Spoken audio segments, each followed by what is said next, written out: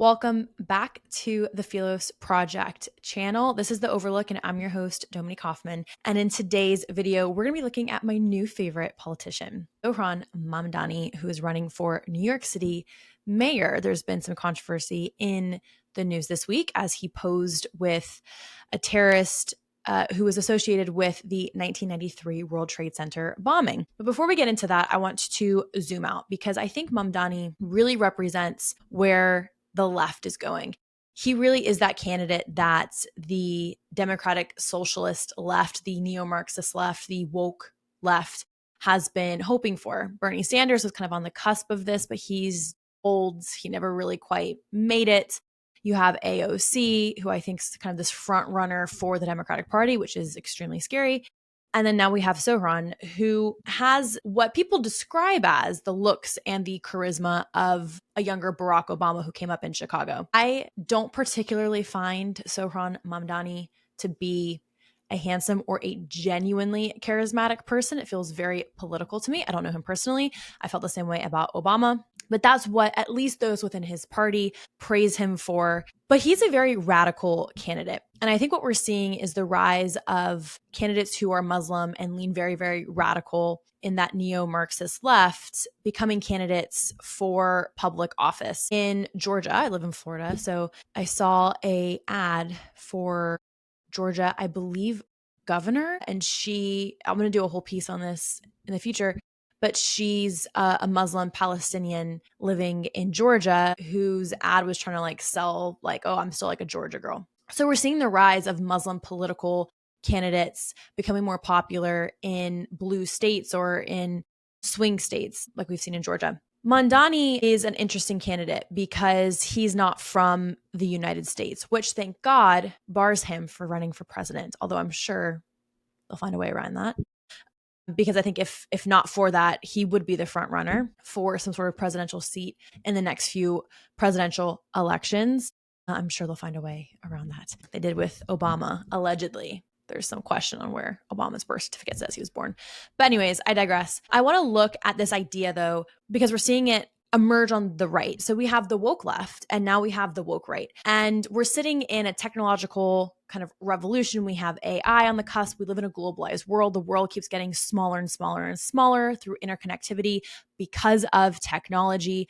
So we're at this, I think, inroads similar to the Industrial Revolution of the 1800s, where we're going to see society reacting to these quantum shifts. We're also at a very interesting political crossroads. We have President Donald Trump in office. He won by a landslide, which was a reaction to the horrific and disastrous policies of the Biden administration. But then at the same time, in response to the radical woke left and cancel culture and this idea that if you voted for Trump, you're a Nazi, we have the rise of the woke right, who actually peddle neo-Nazi propaganda, who are actually apologists for anti-Western authoritarian regimes such as Russia and Iran abroad. Like the fact that a lot of conservative, Christian, Republican Americans who might identify with any kind of mixture of those labels denounced Trump's attack on Iran and started saying this was World War III.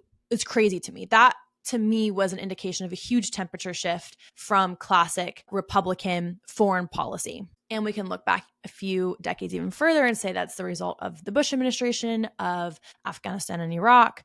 But what we're seeing is a resurgence of ideologies popularized during the 20th century. So I believe we're at a moment in the 2020s akin to the 1920s in Europe. And what I mean by that is the political arena is heavily debating neo-Marxist thought and neo-fascist thought, just as they did between Marxism and fascism in countries like Germany. It just so happened that fascism won out and we got the Nazi Party and then the rise of Hitler and then, of course, World War II. But the 20th century was the war of ideologies. And at the end of World War II, we saw fascism fall, or I say fall because we're seeing now a resurgence in those ideas within the umbrella of democracy, just like we're seeing the resurgence of Marxism under the right for free speech and freedom of thought and academia on the woke left as well. And then at the end of the Cold War, democracy won out.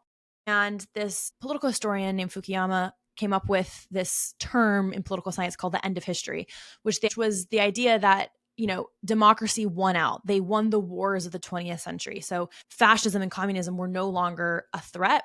We saw an end to, this Cold War dynamic geopolitically, even though the remnants of that are still very much present in our current geopolitical system. And the idea of international liberalism kind of became the status quo, which was this idea that if democracy won out, and if most of Europe is a democracy, and if we can proliferate democratic values around the world, which is kind of what we saw during the Bush administration as well, even though there's probably some ulterior financial motives in that. And the Clinton years were similar to this as well, is this idea that, okay, well, if we can just spread democratic values around the world, despite their incompatibility with different civilizational blocks and different ethno-religious beliefs, then we'll have perpetual peace. It will be the end of history as we know it. There will be no more wars and conflicts. But of course, we've seen that to not be true. And that idea of, we're living in the end of history, democracy won out, there's going to be perpetual peace, that was still a prevalent, I would say, academic line of debate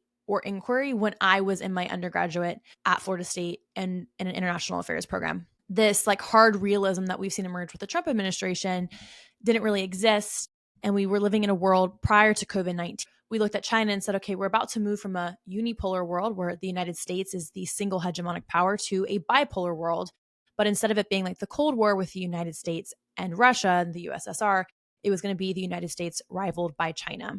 And I think we've shifted now, yet again, to a unipolar world. I still believe America is the single hegemonic power. I think COVID showed that China was largely this paper tiger, especially now the war on tariffs. The Trump administration has greatly undermined China's even economic and trade strength. I think Russia has also proven to be a paper tiger. They have not been able to decisively win the war that they started with Ukraine. And then Iran as well, this kind of axis of chaos, which is China, Russia, and Iran. Iran has basically been weakened by its war with Israel, both directly and through its proxy powers in the region, namely Hezbollah and Hamas. Okay, so where does that bring us back to US domestic politics? There's been a reaction to those wars abroad on the political left. Those wars represent neocolonialism. They represent this North versus South mindset that, the global North of the United States, motivated by capitalism, the industrial war machine, incentivizes conflict and war because it's profitable. And then on the woke right, we actually see echoes of a very similar anti-colonialist rhetoric. We've seen that with Tucker Carlson, for example, questioning, was the world better off for the West winning? And what he's referring to is winning the ideological wars of the 20th century and decisively the Cold War. And I think it's really dangerous that we're seeing that line of inquiry on the conservative right. And so we're seeing this rise both in reaction to and the creation of grievance-based politics on the right, which is very, very similar to the grievance-based politics on the left, which gets us into Mamdani because he represents everything that the neo-Marxist, social justice, woke left has been peddling for the last, I would say, 2 decades in academic life on college campuses, but really what came to the forefront in 2020 after BLM and COVID. Okay, so what do I mean by grievance-based politics? So despite the fact that Mamdani comes from a wealthy family, his mother owns a $2 million apartment in Chelsea. His father is an acclaimed scholar at Columbia. He went to a all private children's school in New York growing up before going to a public high school. But he lives a life of privilege. Both of his parents are popular and acclaimed academics. His mother's a filmmaker, Mira Nar. I believe she also works at Columbia or has worked with Columbia. And his father is a scholar at Columbia. And I think this part is really interesting as well, just to kind of make those ideological tie-ins. His dad is in the Department of Anthropology, and he focuses, his research interests are slavery, colonialism, race, and racial capitalism. That, I think, tells us everything we need to know about Mamdani's, his son, Zohran's political worldview. And Mamdani's family is Muslim as well. So we're going to look at that. Like I said, his mother owns a $2 million Chelsea condo and loft. I believe Zohran himself owns land in Uganda, where his family is from. And even though he might not live in the life of luxury, his parents do, which kind of brings me to this idea that neo-Marxism, democratic socialists, policies are actually policies and ideas of the elites, just as it was for Marx, for the masses and for the lower classes. If you actually go and look at the breakdown of the Democratic primary for the mayor race in New York, Cuomo got more votes from those making $50,000 a year or less. So amongst the working blue collar class, Cuomo was actually more popular because there's this understanding amongst the working blue collar class, which in New York City, $50,000 a year is poverty. There's this understanding that it's going to disproportionately affect the lower classes before it ever affects the first, the billionaires or the upper class. So let's take a look at some of his policy positions, and then we're going to shift to what this means when it comes to the Israel question and what this means for a shift politically and welcoming a radical Muslim man into office in New York. Because I think it's very foretelling and it's foreboding. We can look to London as an example of what can happen in just a decade or 2 decades. Mohammed is the most popular baby name in London. I think maybe now actually in the UK. I believe Qatar owns most of London. I think they own more of London than the royal family does now at this moment. So if you want a cautionary tale, look to London. And that's what New York City has to look forward to if Mamdani does win in the next few weeks. So let's look at some of his positions. He is a member of the Democratic Socialist Party, which also Bernie Sanders is a member of, and AOC. He opposes adding any headcount to the NYPD and instead proposes a civilian-led Department of Community Safety with mental health response and violence interruption. Let's see how that goes. Crime is rampant in New York City. The murder rate is high. Women are not safe on subways. The last thing we need, I think, are unarmed mental health response units. So this disincentivizes a crackdown on crime. It incentivizes crime, and it does the opposite of deterrence. It is a green light to criminals or illegals in New York to continue abusing law and order. He has floated out the idea of ending NYU and Columbia's property tax exemptions and redirecting revenue to some sort of like public university system. Immigration and sanctuary city status. He wants to make New York City a stronger sanctuary city. So that, in addition to not increasing the headcount of the NYPD, sounds like the best idea I've ever heard. This is in direct response to President Trump's crackdown on illegal immigration. On the issue of Israel-Palestine, he does support BDS. So I think this is going to be a very, very dark time for Jews living in New York. And of course, there is a huge Jewish population in New York City. I actually believe it might be the largest concentrated population of Jews in the United States. I could be wrong on that, but there is a huge, huge, huge Jewish community in New York City. He has co-sponsored the bill Not on Our Dime to bar New York City nonprofits from funding groups tied to Israel, justified by settlements, war crime allegations, and this has been sharply criticized by pro-Israel orgs. On the issue of Hamas, let's look at that. Mamdani was in a debate with Andrew Cuomo, and he failed to be able to condemn Hamas and their mission to globalize the Intifada. So ex-governor Andrew Cuomo, who was running for mayor and lost the Democratic primary to Zohran, he essentially asked Zohran on stage to clarify his stance on Israel and Gaza. And Mamdani then refused to denounce the terror group Hamas and the phrase globalize the Intifada, of course, because he supports it. So that's who we have as the potential mayor and the likely mayor, his smug face, of New York City. And so this was an extremely telling temperature of where Zohran is at on that issue. Again, once there is a strong Muslim coalition or bloc within a consequential city such as New York City, it's really, really hard to then reverse that political stronghold. Again, look at London. A lot of Muslim immigrants in London move into municipal city blocks, which then essentially allows them to have a monopoly control on municipal elections, which then trickles up into citywide elections. London's mayor is a Muslim. And so again, London is very, very foreboding and foretelling of what New York City is going to look like, which brings me to very recent news of Mamdani smiling arm in arm with an unindicted co-conspirator of the 1993 World Trade Center bombing, who's also a terrorist apologist. This is the photo that he posted. Look at him smiling ear to ear. This is Mr. Terrorist right here. Their article reads, lefty New York City mayoral candidate Zohran Mamdani gleefully campaigns this week with a notorious gay-hating Brooklyn imam, who is also an unindicted co-conspirator in the 1993 World Trade Center bombing, who has been linked to other terrorist activities in the United States, including urging jihad on the Big Apple. And this is another policy position of Zohran, is he wants it to be illegal for the NYPD to monitor Muslims within the New York City community, including men like this who are terrorist apologists and who are calling for jihad, because that's racially profiling.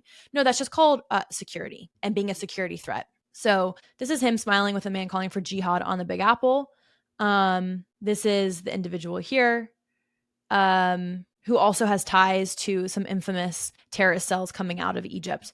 Yeah, here we go. He also has endorsed calls for an army of 10,000 men to wage what he insisted was a gun-free jihad on New York City. I pray one day Allah will bless us to rise up as an army, and I'm serious about that, he said during a sermon while urging his followers, don't pick up a gun, no, just march through the city of New York. Okay, that's who Zohran is smiling ear to ear with.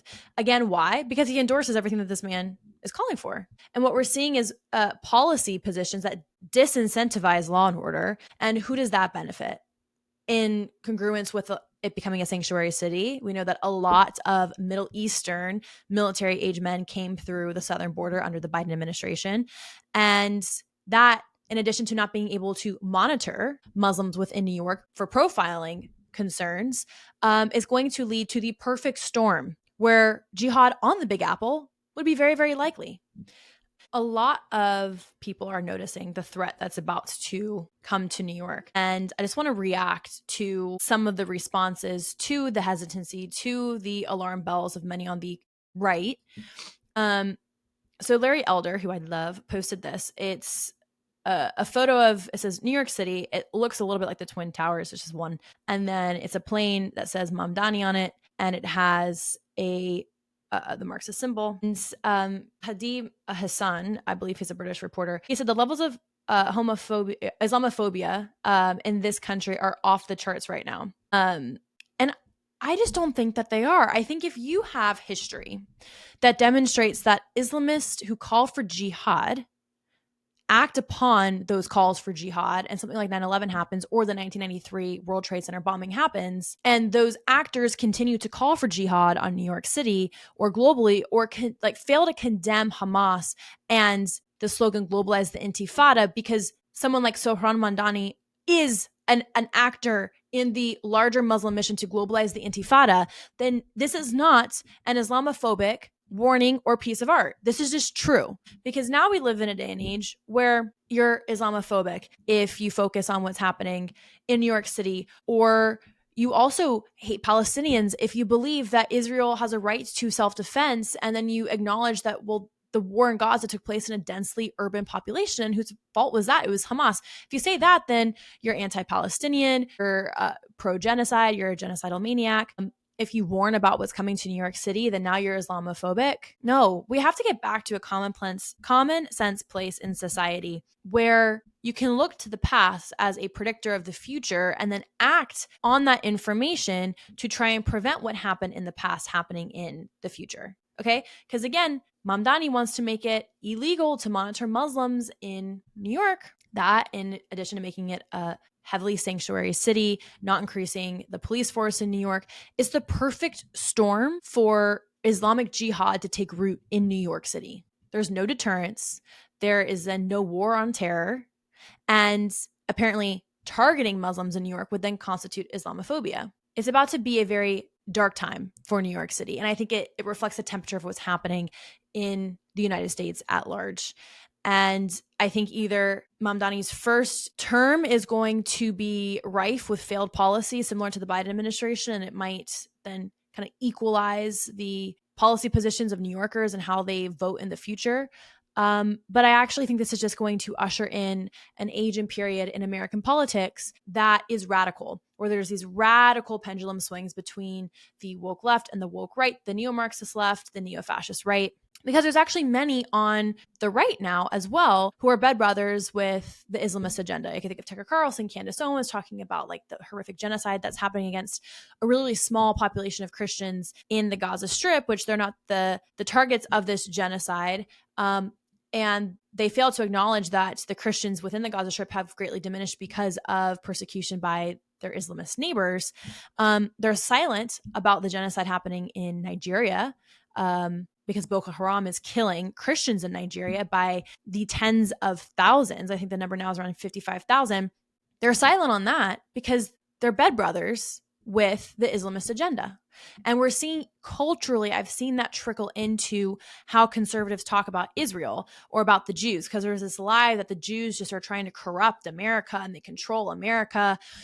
And it's like, let's take a step back. Okay. When in history have the Jews ever controlled Christians or Muslims? Do you have an example? They've never have. The Jews, since the fall of the Roman Empire, the Jews since the fall of Jerusalem under the Roman Empire in 70 AD have lived in a diaspora. They've lived in segregated off communities, are largely separated as other in societies across the Middle East and in Europe throughout the late high Middle Ages, moving into the modern period and modernity. Even the question of Jewish emancipation after the French Revolution was a huge question. Like, do all rights apply to every man and citizen? What about the Jews? The Jews are different. The Jews are separate. The Jews have never had political stronghold ever in a country outside of now the modern state of Israel and the diaspora. You know who has reigned terror and waged war against Christians throughout all of history? The Muslims.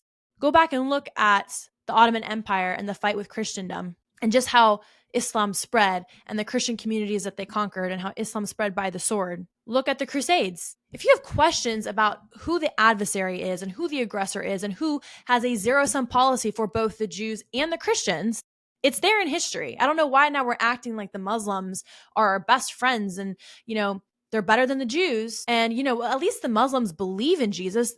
If I hear that one more time, then I don't think if I hear that come out of the mouth of a Christian, either you were greatly misguided or you were not saved.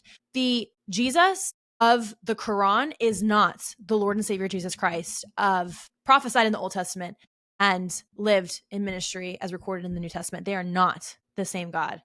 And so we're seeing this coalition now also of conservative Christians who might critique Mamdani for his neo-Marxist, anti-capitalist policy positions and creating sanctuary cities. But you won't really hear Tucker Carlson go, oh, and he's a Muslim, and that actually might not be great for Western civilization. Because we have a whole faction on the right who question if Western civilization is even that great. And is the world better off for the West winning World War II and for democracy winning out at the end of the ideological wars of the 20th century? You actually have conservative, self-proclaimed Christians such as Tucker Carlson and Candace Owens on the right questioning if we're better off that democracy won. Yeah, I think we are. And I think your thriving independent platforms are evidence that the opportunity even exists for you. So I think, yes, Tucker Carlson, you are better off that the USSR did not win the Cold War. Like, what a stupid line of inquiry, truly. And so what we're seeing and what Mamdani represents is both an inability for the conservative right to critique him on his dual threat, being a neo-Marxist and being an Islamist. They'll just focus on his neo-Marxism. And then on the woke left, we have people praising this person as like the next Barack Obama, which he was born in Uganda, which thank God disqualifies him from running for president, although I'm sure they might find a workaround for that because they did for Obama. I mean, allegedly. But anyways, and so we see the woke left propping this individual up, which surprises me a lot less because he represents everything that the woke left represents: anti-capitalism, anti-imperialism, colonialism, white supremacy, anti-patriarchy, anti-law and order, because apparently that's also potentially Islamophobic if you're or racist if there are more incarcerated Blacks or there's more monitoring for Muslims in New York. That's just, it's rooted in bigotry and racism, not because those populations disproportionately engage in violent crime or terrorism. So we're seeing just a lack of critical thinking and an ability to back up what you say as a policy position on both sides of the political aisle. And that's what breaks my heart, because the right was always like the party of reason. And Charlie Kirk said, the threat to the West is going to be neo-Marxism and Islamism. And he's so right. And I think what he didn't predict, or maybe he was struggling with coming to terms with, and I can't speak for him, is that unfortunately on the issue of Islamism, the right or at least a large segment of the right, is demonstrating that there's a lack of willingness to call that out or to hold those people accountable. You have huge political pundits like Tucker Carlson interviewing the president of Iran with the utmost of respect. And apparently in that interview, he totally forgot that his heart beats for Christian marginalized communities. He forgot that that only applies to when they live in the Gaza Strip and not in Iran, where there's the largest growing underground church in the world because of persecution against Christianity. And more candidates like Mamdani are going to rise to power because their policies are popular on the left, especially in liberal cities or in Democrat-run states, but then also because the right is unable or unwilling to call out the dangers of Islamist ideas and beliefs, especially when paired with neo-Marxism. Anyways, that's where we're at. Temperature-wise in the United States, I think that this election is going to just be foreboding and foretelling of not just what's coming for New York, but what's coming for the United States. I think the next presidential election is going to be rife with radical political ideas on both sides of the aisle. And the irony of it all is that these grievance-based politics on the left and the right require some sort of revisionist history as the foundation of that grievance-based narrative. And when you have people like Tucker Carlson on the right who get offended when you challenge them and they say, well, it's my right to free speech. Well, yeah, both sides of the political aisle, everyone has the right to free speech, but then don't promote ideas that are totalitarian in nature, both on the left and on the right, that undermine your right to free speech. There's this really great book. I'm just going to read a small quote out of this before I end. It's called The Persistence of the Ideological Lie, the Totalitarian Impulse Then and Now. And I think we're at an inroads where there's a totalitarian impulse on both sides of the political aisle. If you really listen to what Tucker Carlson is saying, he's calling for ideas that align very closely with democratic socialism, or this idea of nationalism, and that leans into the totalitarian impulse when you look at the policies that he's prescribing, which we've seen on the left for years. But I thought that this quote was great. So in the introduction, he's talking about how Marxist-Leninists have always prided themselves on being progressives and adhering to progressive doctrine, but that there's this new spin-off. There's this reimagined totalitarian impulse, which we might call the woke left and the woke right. He's talking specifically about the woke left, and I think it's really important when we're talking about Mamdani. So it says that the woke closer to home, so those in our society today, are self-described progressives as well, talking about their Marxist-Leninist ideological forefathers. They are quick to label those who disagree with them as reactionaries, racist, and oppressors, who must be silenced, shamed, and canceled in order to promote a fictive liberation and justice to bury racism, colonialism, sexism, and transphobia once and for all. In today's salient culture and political dispensation, university administrators, activists, and DEI officers crudely replace liberal education and Socratic interrogation, and that Socratic interrogation's gone on both sides of the political aisle, with cliche-ridden orthodoxy indistinguishable from indoctrination, which is again happening on both sides of the political aisle. To be sure, America remains a largely, if only partially, free country, though markedly less so than even in the recent past. But the totalitarian impulse lies at the heart of this ascendant ideology of cultural negation and civilizational repudiation, which we're also seeing that civilizational repudiation on both sides of the political aisle. And several segments of civil society, along with progressives in government, who are committed to, I thought this was so good, saving democracy by suffocating it. And that's exactly what Mamdani represents. There's nothing democratic about him at all. Promoting neo-Marxism and Islamism contradicts liberal democracy. Those ideas politically are intrinsically at odds with each other. And we're seeing that again on the right with this neo-fascist kind of rebranding that's happening. So pray for New York. I think it's going to be a rough next 4 years. Again, London is a cautionary tale to the rest of the West. And it's a tale that we are not adhering to the caution of. And so it's really frustrating to be someone with this position who can look 10 years down the road and say, this is not going to go well. And I think it's going to create radicalism on both sides of the political aisle. And they're going to lean into the craziness that we're seeing on both sides of the woke left and the woke right. And no one caring. And yeah, a lot of my conservative friends might care about the neo-Marxism, but it's just in New York City. What's the big deal? I'm not really ever going to New York City. These elections have rippling effects across the country. Just like when Barack Obama was running for, I think it was city councilman in Chicago, and he started in grassroots Chicago politics. Like, the time to essentially intervene or to fight against a political figure like Barack Obama wouldn't have been when he was running for president. It's to speak out against him and his ideas when he is serving at a more municipal level. But American politics doesn't have that foresight. And when we zoom out away from the individual political actors. We can look at their ideas. And what Mamdani represents is nothing new. This is part of the political left for decades. What I'm actually more concerned with is if it's the mirror that Mamdani holds up to the right. And again, the right is more willing to call out his anti-capitalist, anti-law and order policies, which are horrendous in and of themselves, but they won't call out his Islamist bent. Because again, there's a lot of conservative Christians now who are confused and think that the Muslims are our best friends. And I promise you, again, look back to history. That is not the case. Okay. So with that warning, I will leave you guys. Thank you so much for watching today's episode. Please like, comment, and subscribe to the Fearless Project channel, and I will see you in the next one. Bye.